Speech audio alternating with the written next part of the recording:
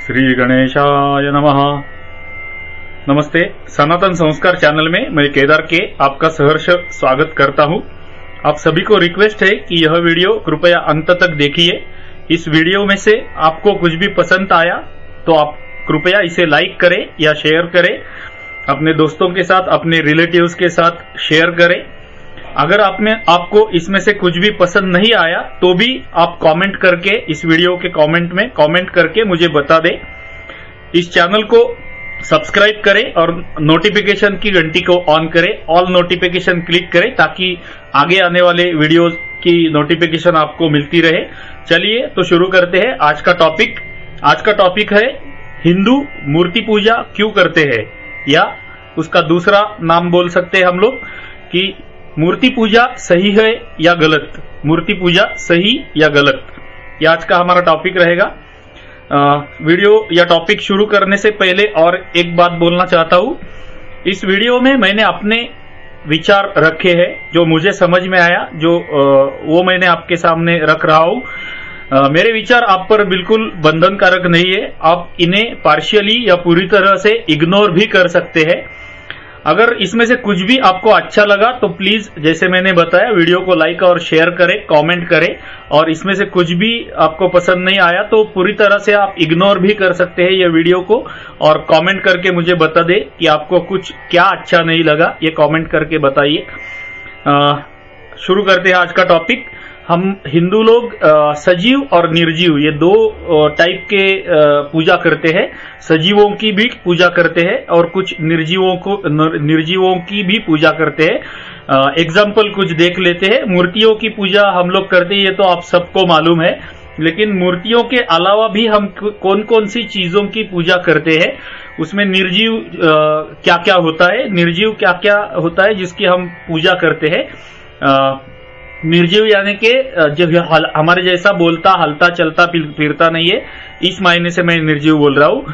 तो हम पेड़ की पूजा करते हैं, पहाड़, नदी, पत्थर, गाड़ी, लैपटॉप, वाद्य, पुस्तक, ग्रंथ, फोटो, आकाश, ग्रह, तारे, ये सब चीजें जो है इनकी हम पूजा करते हैं। आप सबको याद रहेगा, आप में से बहुत सारे लोग करते रहेंगे। नई गाड़ी ली हमने, कोई घर पे लाई तो हम लोग उसकी पूजा करते हैं। नई कोई भी चीज हमने, कोई भी वस्तु हम लोग घर पे लाए तो हम उसकी पूजा करते हैं। लैपटॉप लाए, कैमरा लाए, कोई भी बड़ी वस्तु लाए, उसकी हम पूजा करते हैं। पहले हम भगवान के सामने रखते हैं, उसकी पूजा करते हैं और फिर उसको इस्तेमाल करते हैं। बहुत सारे लोगों को आदत रहती है कि सुबह में, मुझे भी आदत है, सुबह में मैं जब मेरा लैपटॉप जब चालू करता हूँ, ऑफिस में जाने के बाद, काम करने से, लैपटॉप चालू करने से पहले मैं उसको नमस्कार करता हूँ और फिर मेरा लैपटॉप चालू करता हूँ। तो इन सारी चीजों की, जैसे पेड़, पहाड़, नदी, पत्थर, गाड़ी, लैपटॉप, वाद्य, पुस्तक, ग्रंथ, फोटो, आकाश, ग्रह, तारे, ये सब निर्जीव या हमारे जैसे नहीं है, जीव है लेकिन हमारे जैसे नहीं है, ऐसे चीजों की हम पूजा करते हैं। सजीव में भी हम बहुत सारे टाइप की लोगों की पूजा करते हैं, उसके कुछ उदाहरण अभी हम देखेंगे। सबको हमारे सब के ऊपर ये संस्कार है। माता, पिता, गुरु, संत, महात्मा, गाय, बैल, सांप, बकरी, हाथी इत्यादि सभी जानवर तथा जीव, स्त्री, बालिका, इन सभी की हम पूजा करते हैं। गुरु, संत, महात्मा, माता, पिता, ये सबको तो मालूम है। हम सबको ये भी मालूम है कि हम लोग गाय की पूजा करते हैं, बैल पोला जो होता है, बैल की पूजा करते हैं। नाग पंचमी में सांप की पूजा करते हैं, कुछ लोग बकरी की पूजा करते हैं, हाथी की पूजा करते हैं, हम इवन कुत्ते की भी पूजा करते हैं। क्योंकि हमारा कोई भी जानवर रहेगा तो कोई ना कोई भगवान का वो वाहन होता है, तो वो वाहन की भी हम पूजा करते हैं। जैसे मूषक भगवान की हम पूजा करते हैं। ऐसे बहुत सारे जीवों की हम लोग पूजा करते हैं। मानव प्राणी में भी संत, महात्मा, माता, पिता, गुरु, ये सबको छोड़ के भी हम लोग स्त्री की भी पूजा करते हैं, बालिकाओं की पूजा करते हैं। बालिका पूजन हमारे यहाँ पे एक बड़ा ये विधि होता है। ये सब सारे सजीव लोगों की हम पूजा करते हैं। तो हम लोग, हिंदू लोग, सजीव और निर्जीव, ये दोनों टाइप की पूजा करते हैं। आप में से बहुत सारे लोग और यवन, आप में से बहुत सारे लोगों ने बहुत सारे लोग ऐसे देखे रहेंगे या यवन देखे होंगे जो मूर्ति पूजा की निंदा करते हैं। उन्हें लगता है कि हम मूर्ति की या पत्थर की पूजा करते हैं, लेकिन उन गधों को यह सिंपल बात समझ में नहीं आती है कि हम मूर्ति की पूजा करते ही नहीं है। हम तो मूर्ति के अंदर जो भगवान होता है वो उस भगवान की पूजा करते हैं। वो यवनों को और कम्युनिस्टों को, एथिस्ट लोगों की आजकल बहुत बड़ी तादाद बढ़ गई है। वो लोग हमारे मूर्ति पूजा की हमेशा निंदा करते हुए दिखाई देंगे, आपको उल्टे सीधे सवाल करते हुए पूछते हुए दिखाई देंगे, लेकिन वो लोगों को ये समझ में नहीं आता है कि हम लोग जो पूजा करते हैं वो मूर्ति की पूजा नहीं करते हैं। मूर्ति के अंदर जो भगवान होता है उसकी हम पूजा करते हैं। हमारे लिए तो मूर्ति वो एक पत्थर नहीं होता है, वो एक ईश्वर होता है, ईश्वर का रूप होता है, ईश्वर के पास पहुंचने का एक मार्ग या जरिया होता है। उसकी हम, और उसके अंदर जो ईश्वर है उसकी हम पूजा करते रहते हैं। फॉर एग्जाम्पल, एक चीज जो किसी एक के लिए जीवनदायी औषध हो, वह चीज दूसरे किसी के लिए बिना काम की चीज भी हो सकती है। मतलब एक पत्थर या पत्थर की मूर्ति जो किसी गधे के लिए या किसी यवन के लिए कचरे के बराबर है या बिना काम की चीज है, हमारे लिए वो जीवनदायी औषध हो सकती है, जीवनदायी श्रद्धा हो सकती है। इस तरह से हम उसको देखते हैं। वैसे तो परमेश्वर हर जगह है और पूरे चराचर में है, और वैसे ही वो एक मूर्ति में भी होता है। मतलब हम लोग बोलते हैं कि परमेश्वर तो साकार भी है, निराकार भी है, और जो निराकार है वो पूरे चराचर में भरा हुआ है, हर एक चीज में भगवान है। लेकिन जैसे हर एक चीज में भगवान है, वैसे ही वो एक मूर्ति में भी भगवान होता है जब उसकी हम प्रार्थना करते हैं। कैसे करते हैं उसको थोड़ा सा देखते हैं। जरा भाद्रपद माह में हम पार्थिव गणेश पूजा करते हैं, उसको जरा याद कीजिए। जब हम पार्थिव गणेश मूर्ति को पूजते हैं, वो पूजने से पहले हम उस मूर्ति में प्राण शक्ति का और हर एक अवयव का आवाहन करते हैं। आप कोई भी मूर्ति की प्राण प्रतिष्ठा हो, भले वो मंदिर में परमानेंट प्राण प्रतिष्ठा करनी हो, या भाद्रपद माह में हम लोग जो मिट्टी के गणेश की स्थापना करते हैं और उसकी 10 दिन पूजा करते हैं, वो पूजा का जो विधि होता है शुरू में पहले दिन का, गणेश चतुर्थी का, उसमें आपको याद रहेगा कि हम लोग मूर्ति में भगवान का, गणेश का आवाहन करते हैं, और उसके बाद में उसके हर एक अवयव का भी आवाहन हम उस पूजा में शुरू में करते हैं। और वो आवाहन होने के बाद, वो गणेश भगवान वो मूर्ति में अवतरने के बाद हम लोग उसकी पूजा 10 दिन तक करते हैं। हमारे बहुत सारे कर्म में हमारे बहुत सारे हिंदू रिचुअल्स ऐसे हैं जिसमें हम मूर्ति नहीं रहेगी, कोई भगवान है जिसकी मूर्ति नहीं है, तो पूगी फल में हम उसकी पूजा करते हैं। पूगी फल मतलब सुपारी में उस भगवान का आवाहन करते हैं, और वो सुपारी में या पूगी फल में उसका आवाहन करके बाद में उसको, वो सुपारी को भगवान गणेश मानकर उसकी पूजा हम लोग करते हैं। ये सिंबल होता है, ये पूगी फल होता है, ये मूर्ति होती है, ये मिट्टी की मूर्ति होती है, ये सब सिंबल होते हैं, और उसमें हम आवाहन करके, हमारी श्रद्धा है कि उसमें हमने अगर तहे दिल से भगवान का आवाहन किया तो भगवान उस मूर्ति में या सुपारी में या पूगी फल में आवाहित हो जाते हैं, प्रकट हो जाते हैं, और उसके बाद में हम लोग उसकी पूजा करते हैं। हमारी पूजा विधि खत्म होने के बाद हम उस मूर्ति के या पूगी फल की या मूर्ति की उत्तर पूजा भी कर सकते हैं। जैसे 10 दिन का गणेश उत्सव समाप्त होने के बाद अनंत चतुर्दशी के दिन हम लोग उसकी उत्तर पूजा करते हैं। वैसे ही सिमिलरली कोई धार्मिक, हमारे कोई संस्कार में या रिचुअल में हमने कोई सुपारी में या पूगी फल में किसी भगवान का आवाहन किया है, तो वो पूजा या विधि खत्म होने के बाद उसकी हम उत्तर पूजा भी कर देते हैं, और उत्तर पूजा कर देने के बाद वो मूर्ति या वो सुपारी या पूगी फल जो कुछ भी होता है उसको हम विसर्जित करते हैं। कई हमारे सारे वीडियो में पूगी फल भी नहीं रहेगा, तो अक्षता में भी हम लोग भगवान की आवाहन करते हैं और उनको भी भगवान समझ के पूजते हैं। तो इतने सारे वैरायटीज हमारे पास होते हैं। ये हमारी श्रद्धा है कि आवाहन करने से कोई भी चीज में, सुपारी हो, पूगी फल हो, मिट्टी की मूर्ति हो, पत्थर की मूर्ति हो, लकड़ी की मूर्ति हो, अक्षता हो, कुछ भी हो, उसमें भगवान प्रकट हो सकते हैं। यह हमारी श्रद्धा है। ये समझने के लिए, हमारी श्रद्धा समझने के लिए एग्जाम्पल एक देखते हैं। एक कागज का टुकड़ा और एक 2000 2000 रुपए के नोट में क्या अंतर होता है? एक 2000 रुपए का नोट जो होता है, वो नोट छपने से पहले रिजर्व बैंक जब छापता है उसको, तो छापने से पहले वो जस्ट एक कागज का टुकड़ा होता है, लेकिन जब रिजर्व बैंक उसके ऊपर 2000 रुपए का प्रिंट करती है और उसके अंदर वो जो कुछ स्ट्रिप लगानी है वो लगाती है, तो वही कागज का टुकड़ा जिसका वैल्यू 0 था या 1 पैसा था, उसका वैल्यू 2000 रुपए बन जाता है। लेकिन उसके लिए वो रिजर्व बैंक ने उसके ऊपर छपाई करनी पड़ती है। सिमिलरली एक पत्थर या एक पत्थर की मूर्ति या एक पुगी फल, एक पुगी फल ही है जब तक उसमें हम भगवान का आवाहन नहीं करते हैं, लेकिन भगवान का आवाहन करने के बाद वो पुगी फल हमारे लिए नहीं रहता है, वो भगवान बन जाता है। सिमिलरली जैसे कि हम कागज और 2000 रुपए का नोट देख सकते हैं। पहले मैंने बोला था कि वैसे तो परमेश्वर हर जगह है, लेकिन हम उसकी पूजा हर जगह कैसे करेंगे। अभी फॉर एग्जांपल चराचर में भगवान भरा हुआ है, तो हम क्या चराचर की पूजा कर सकते हैं क्या? तो नहीं। पूजा में एकाग्रता मिलने के लिए और एक दिशा मिलने के लिए हम एक मूर्ति की जरूरत होती है, हमें एक मूर्ति की जरूरत पड़ती है। तो चराचर में भगवान भरा पड़ा हुआ है, लेकिन सब जगह हम लोग क्या 10 दिशाओं की पूजा करेंगे क्या, या हवा की पूजा करेंगे क्या, हवा में भगवान देख के उसकी पूजा करेंगे क्या? नहीं। हमें कंसंट्रेशन करने के लिए हमें उसका मार्ग या सिंबल अगर हमारे सामने रहेगा तो हम अच्छी तरह से उसे पूज सकते हैं, और उसके लिए एक मूर्ति की हमें जरूरत होती है या एक पुगी फल की हमें जरूरत होती है।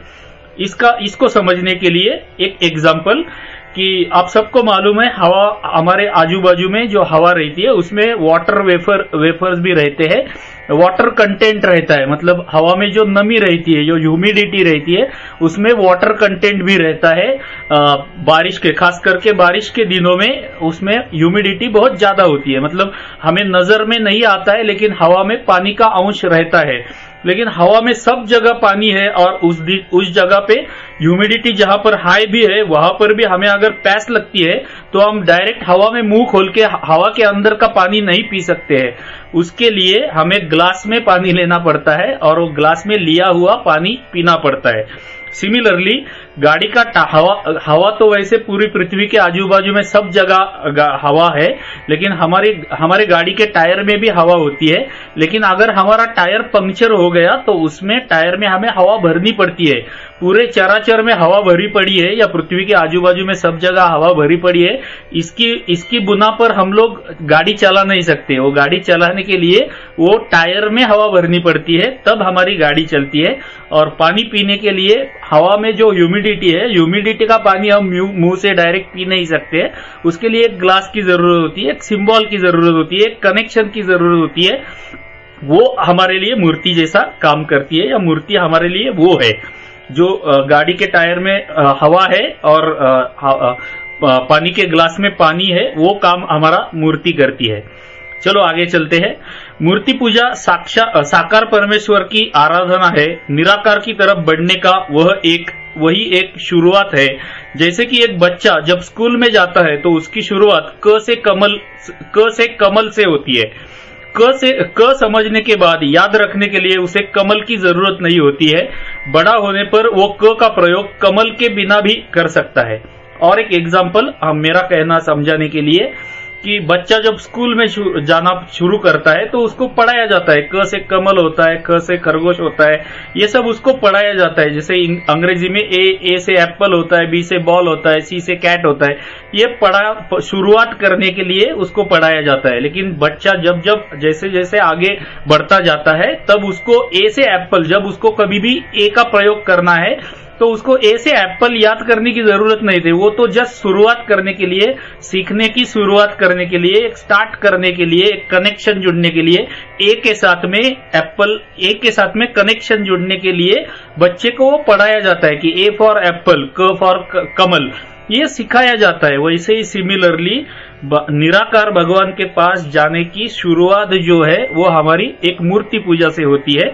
जिस तरह बच्चा अपने अल्फाबेट्स का प्रयोग करता है और बाद में उसको वो एग्जाम्पल्स की जरूरत नहीं रहती है कि ए फॉर एप्पल की जरूरत उसको बड़ा होने के बाद, या जब वो एमबीए करता रहेगा तो उसको ए फॉर एप्पल याद करने की जरूरत नहीं रहती है। वो डायरेक्टली अपने अल्फाबेट्स यूज कर सकता है। सिमिलरली साकार से निराकार की तरफ जाने के लिए या शुरुआत करने के लिए हमें साकार भगवान की पूजा करनी पड़ती है, और उसकी स्टार्टिंग जो है वो मूर्ति पूजा से हम लोग करते हैं। अभी एक अनपढ़ निरक्षर के लिए एक ग्रंथ सिर्फ एक कागज के समान होता है, लेकिन हमारे लिए वह एक ग्रंथ होता है। मैंने पहले शुरू में एक जो पॉइंट बोला था कि एक चीज है जिसका फायदा किसी को बहुत ज्यादा हो सकता है और किसी के लिए वो कचरे के समान हो सकता है। वैसे ही सिमिलर, जैसे मूर्ति किसी के लिए एक पत्थर हो सकती है, लेकिन हमारे लिए वो बड़ी काम की चीज है, जीवनदायी चीज है, श्रद्धा देने वाली चीज है या श्रद्धा वाली चीज है, और हमारा जीवन चलाने वाली चीज हो सकती है। एक एग्जाम्पल मैंने यहाँ पर डाला है कि एक ग्रंथ, अगर समझो हमारे पास एक ग्रंथ है, कोई भी ग्रंथ हो, वो ग्रंथ जो है वो एक अनपढ़ गवार आदमी अगर रहेगा, जिसको पढ़ना लिखना नहीं आता है, उसके लिए वो पुस्तक तो या ग्रंथ जो रहेगा वो तो रद्दी रहेगा, कचरा रहेगा, उसके लिए उसका कुछ वैल्यू नहीं है। लेकिन जिसको पढ़ना लिखना आता है उसको वो पढ़ सकता है, और उसके अंदर जो टॉपिक है, उसके अंदर जो सब्जेक्ट है, वो ग्रंथ में क्या लिखा है, उसकी वैल्यू वो पढ़ने वाले को ही समझ में आ सकती है, जो एक अनपढ़ गवार को नहीं समझ में आ सकती है। तो सिमिलरली मूर्ति पूजा का महत्व उन्हीं लोगों को समझ में आ सकता है जिनके पास श्रद्धा है, जिनके पास समझदारी है, उनके ही समझ में आ सकता है। बाकी गधों के लिए तो वो एक केवल पत्थर की मूर्ति रहेगी। आगे चलते हैं। व्यक्ति का मन अत्यधिक चंचल और नकारात्मक होता है।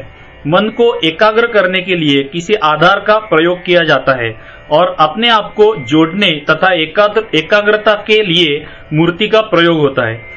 मूर्ति पूजा से चीजें थोड़ी आसान और भावात्मक हो जाती है। मूर्ति पूजा से हमारा भगवान के पास जाना, भगवान की ओर जाना, भगवान से कनेक्ट करना आसान हो जाता है, भावात्मक हो जाता है, हमें सुविधा मिलती है उसमें। जब परमेश्वर उस मूर्ति में प्रवेश करते हैं, कोई भी मूर्ति में जब भगवान प्रवेश करते हैं, तब वह मूर्ति हमारे लिए एक माध्यम का काम करती है। वहां एक ऊर्जा का केंद्र, और वह मूर्ति एक ऊर्जा का केंद्र और स्रोत बन जाती है। जो व्यक्ति उस मूर्ति की पूजा करता है उसे उस ऊर्जा का लाभ मिलता है। यह इतनी सिंपल चीज है। अब ये थोड़ी सी आगे की बात हो गई, इसमें साइंटिफिक रीजंस भी ऐड किए जा सकते हैं, लेकिन वो इस वीडियो में मैं ऐड नहीं करूंगा कि ये बेसिक वीडियो है या बेसिक इन्फॉर्मेशन है। आगे चल के हम इसके ऊपर भी और एक वीडियो करेंगे कि मूर्ति पूजा और उसका साइंटिफिक कनेक्शन, या मूर्ति के साथ साइंस क्या हो सकता है, इसके ऊपर भी हम लोग आगे एक वीडियो करेंगे। अभी सिर्फ इतना समझ लीजिए कि वो हमारे लिए एक ऊर्जा का स्रोत है, ऊर्जा का और उस ऊर्जा का हमें लाभ वो मूर्ति पूजा से मिल सकता है। आगे, जब हम मूर्ति पूजा करते हैं तो उसके अणुरेणु में मौजूद जो चेतना होती है उसकी हम पूजा करते हैं। मैं एक हिंट आपके लिए, मूर्ति भले ही पत्थर की हो, लेकिन उसके अंदर, आज का मॉडर्न साइंस भी कहता है कि उसके अंदर अणु रेणु का ये होता है। तो वो अणु रेणु में भी एक चेतना होती है, और वो चेतना की हम पूजा करते हैं, ना कि वो पत्थर की या लकड़ी की या पूगी फल की नहीं पूजा करते हैं। उसके अंदर जो चेतना है वो चेतना की हम पूजा करते हैं। आगे, मूर्ति पूजा अथवा नमन से हमें और मूर्ति के बीच, हमारे और मूर्ति के बीच एक प्यार की भावना बनती है और एक रिश्ता बन जाता है। अभी मूर्ति पूजा के थोड़े से फायदे देख लेते, क्या क्या सिंपल तरीके से, आसान लफ्जों में क्या क्या हो सकता है। तो मूर्ति पूजा से मूर्ति के बीच में और हमारे बीच में एक प्यार की भावना बनती है, एक रिश्ता बनता है। हमारे दिमाग में, हमारे दिल में एक अच्छी, हमारे मन में, दिल अपना वर्ड नहीं है, सॉरी, हमारे मन में, हमारे हृदय में, हमारे मस्तिष्क में एक अच्छी भावना पैदा होती है, और जिसका सिर्फ हमें ही फायदा नहीं होता है, पूरे समाज को भी फायदा होता है। हमारे आजू बाजू में जो लोग हैं उनको भी हमारी इस अच्छी अवस्था का या अच्छी भावना का फायदा पहुंचता है। जो आदमी मूर्ति पूजा करता है उसकी भावना का मैं बात कर रहा हूं। उसके बाद में मूर्ति पूजा से हमारे अंदर आदर की भावना बढ़ जाती है। वो मूर्ति के प्रति ही नहीं, सिर्फ वो मूर्ति के प्रति ही नहीं, पूरे विश्व के प्रति, विश्व में जो कुछ हो रहा है, विश्व में जितने लोग हैं, हमारे आजू बाजू में जितने लोग हैं, जो कुछ भी चीजें हो रही है, वो सबके बारे में आदर की भावना हमारे मन में मूर्ति पूजा से बढ़ती है। इसलिए हम लोग हिंदू लोग मूर्ति पूजा करते हैं। अगला फायदा मूर्ति पूजा का, मूर्ति पूजा से मन में शांति का भाव आता है। हम अगर कोई भी पूजा करते हैं तो हमारे मन में शांति का भाव आ जाता है। हमारे मन में जो भी कोलाहल मचे रहेंगे, जो भी कुछ क्या बोलते हैं मराठी में उसको वादळ बोलते हैं, वो जो कुछ भी आया रहेगा, सैलाब आया रहेगा, विचारों का सैलाब आया रहेगा, वो सब थम जाता है और मन को शांति मिलती है, सुकून मिलता है। आगे का फायदा, झगड़े फसाद खुन्नस की भावना नष्ट हो जाती है। अगर हमारे दिमाग में किसी के भी लिए खुन्नस की भावना हो, उसके लिए बदला लेने की भावना हो और हम लोग पूजा करते हैं तो वो बदला लेने की भावना, खुन्नस की भावना अपने आप नष्ट हो जाती है या बहुत सी कम हो जाती है। ये और एक फायदा है मूर्ति पूजा का। और एक आगे का फायदा, एकाग्रता बढ़ती है। जैसा मैंने शुरू में बताया, मूर्ति पूजा करने से एकाग्रता बढ़ती है और वो एकाग्रता हमें दूसरे किसी भी काम में, भले वो प्रोफेशनल काम हो, एजुकेशन का काम हो, कोई भी काम हो, हमारी एकाग्रता जो बढ़ती है उसमें काम में आती है। श्रद्धा बढ़ती है, मूर्ति पूजा करने से हमारी श्रद्धा बढ़ती है और जो श्रद्धा, जिसके अंदर श्रद्धा की वृद्धि होती है, वो आदमी भय से धीरे धीरे दूर निकलता जाता है। हमें मालूम है कि हमें बहुत सारे मालूम और बिना मालूम वाले बहुत सारे डर रहते हैं और वो सब डर जो होते हैं वो डर धीरे धीरे कम होते जाते हैं या उनकी पावर कम हो जाती है। जैसे ही हमारे मतलब ये डर और श्रद्धा एक दूसरे को टकराव करते हैं या एक दूसरे के अपोजिट है। जितनी हमारी श्रद्धा बढ़ती जाएगी उतना हमारा डर कम होता जाएगा। कोई भी चीज का हो वो डर कम होता जाएगा। उसके बाद में उसका और एक फायदा है कि कंफ्यूजन्स दूर होते हैं। मन में जो कंफ्यूजन्स होते हैं, मैं ये निर्णय ले लूं या वो निर्णय ले लूं, मैं यहाँ दाएं से जाऊं या बाएं से जाऊं, ऐसे हमारे मन के अंदर अगर कुछ कंफ्यूजन्स रहेंगे, कुछ ऐसी चीजें रहेंगी जो हम डिसीजन नहीं ले पा रहे हैं, ऐसी चीजों में मूर्ति पूजा करने के बाद हम डिसीजन ले सकते हैं। तो हमारे कंफ्यूजन्स दूर होते हैं। वो कैसे होते हैं, कौन करता है, ये आगे की बात है, लेकिन मैं जस्ट आपको फायदे गिना रहा हूं कि मूर्ति पूजा करने से क्या होता है। तो कंफ्यूजन दूर होना ये भी एक फायदा है। आगे वाला मुद्दा, शांतिप्रिय समुदाय यानी भाईचारा वाले एवं एथिस्ट लोग हमेशा कुछ सवाल पूछते हैं। उसमें से एक मेन सवाल होता है कि क्या मूर्ति में भगवान होता है। ये सवाल वो लोग पूछते हैं। शांतिप्रिय समुदाय यानी भाईचारा वाले लोग, आप समझ गए रहेंगे कौन होते हैं। और एथिस्ट लोग, आजकल एथिस्ट लोगों के भी बहुत सारे चैनल यूट्यूब में हो गए, वो लोग हमेशा पूछते हैं कि क्या मूर्ति में भगवान होता है।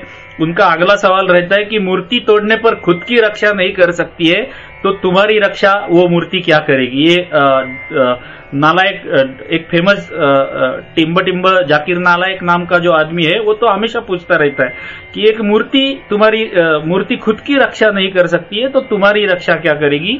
ये गधे जैसे सवाल लोग पूछते रहते हैं। उन अज्ञानियों के लिए ये बातें आप बोल सकते हैं या अपने लिए, उनको बोलने की जरूरत नहीं, गधों से हम बात नहीं करते हैं। हमारे समझने के लिए, उनके बोलने से हमारे मन में भ्रम न पैदा हो जाए, इसके लिए मैं बता रहा हूं। मूर्ति को हम सिंबल के रूप में पूजा करते हैं।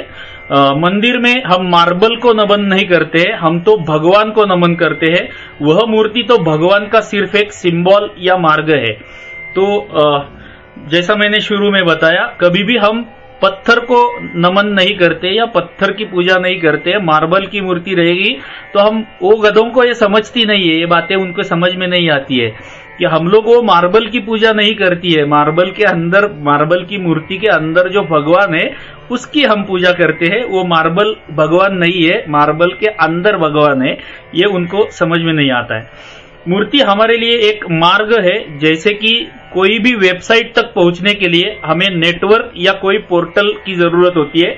कोई भी वेबसाइट अगर हमें एक्सेस करना है तो हमें दो चीजें लगती है, एक नेटवर्क लगता है या कोई एक पोर्टल लगता है। तो हम लोग वेबसाइट तक पहुंचने के लिए वो नेटवर्क का, मतलब डेटा का और पोर्टल का इस्तेमाल करते हैं, तभी हम वो वेबसाइट तक एक्सेस कर सकते हैं, वेबसाइट को एक्सेस करते हैं। नेटवर्क या पोर्टल डिस्ट्रॉय करने से वो वेबसाइट का कुछ भी नुकसान नहीं होता है। यही वही वेबसाइट किसी दूसरे नेटवर्क से या किसी दूसरे जगह से एक्सेस की जा सकती है। तो ये जो नालायक आदमी जो बोलता रहता है कि मूर्ति खुद की रक्षा नहीं कर सकती, वो तुम्हारी रक्षा क्या करेगी, तो उसको एक एग्जाम्पल अच्छा मुझे लगता है कि उसको उन जैसे गधों के लिए या उनकी बातों से भ्रम में हम लोग न आने के लिए एग्जाम्पल अच्छा है, जो मैंने कहीं पर सुना था कि वो नेटवर्क डेटा कनेक्शन जो है या वो जो पोर्टल है वो तो सिर्फ वो वेबसाइट एक्सेस करने का मार्ग है। अगर किसी ने समझो डेटा कनेक्शन मेरा बंद कर दिया तो इसका मतलब ये नहीं होता है कि मेरी वेबसाइट करप्ट हो गई या डैमेज हो गई। मेरा नेटवर्क कनेक्शन सिर्फ बंद हो गया, उसका एक्सेस टेम्पररी बंद हो गया। मैं दूसरी जगह जाके या दूसरा नेटवर्क पकड़ के वही वेबसाइट को एक्सेस कर सकता हूँ। इसका मतलब वो मूर्ति के थ्रू मैं भगवान से कनेक्ट कर रहा हूँ। वो मूर्ति तोड़ा तो इसका मतलब ये नहीं हुआ कि भगवान को कुछ हो गया, वो तो सिर्फ एक मार्ग बंद हो गया, मैं दूसरे मार्ग से उसी भगवान के पास जा सकता हूँ। पोर्टल को डैमेज करने से या नेटवर्क को डैमेज करने से वो वेबसाइट को कुछ नहीं होता, वैसे ही एक मूर्ति को तोड़ने से, मूर्ति को डैमेज करने से मेरे भगवान को कुछ भी नहीं हो सकता है। ये समझने की चीज है।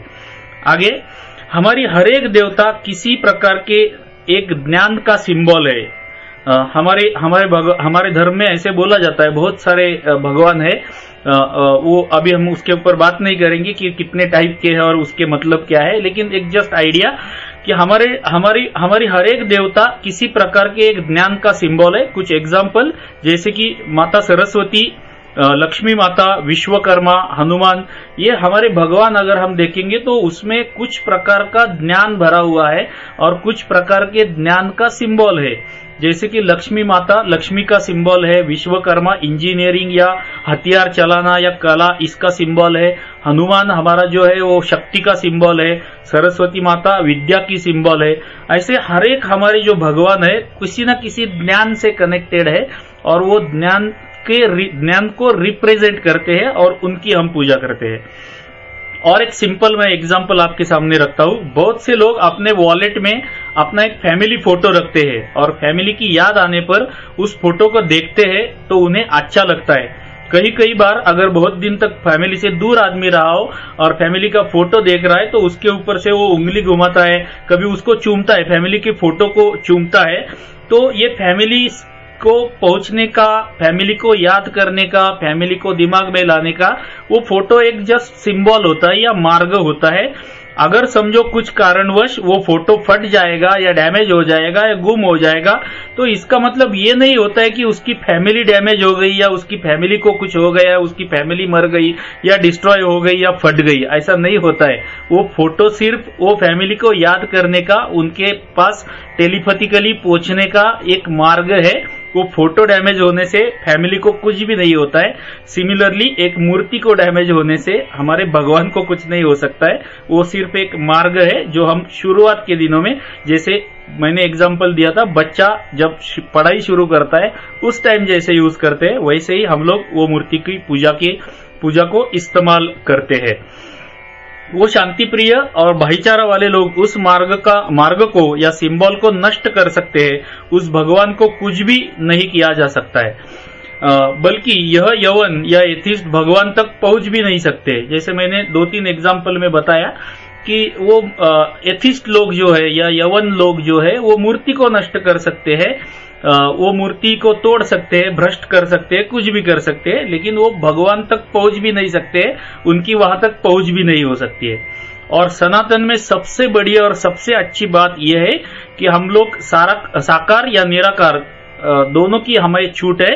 निराकार भगवान की पूजा करो तो भी हमें छूट है, साकार की पूजा करो तो भी छूट है, मूर्ति पूजा मानो तो भी छूट है, मूर्ति पूजा ना मानो तो भी छूट है। मूर्ति पूजा मानो फिर भी तुम हिंदू सनातनी हो, मूर्ति पूजा ना मानो फिर भी तुम हिंदू सनातनी हो। ये हिंदू धर्म की सबसे बड़ी बात है जो और कोई भी मजहब में नहीं है। ये बात हिंदू सनातन हमारे धर्म में जो है, जो एकमेव धर्म है पृथ्वी माता का।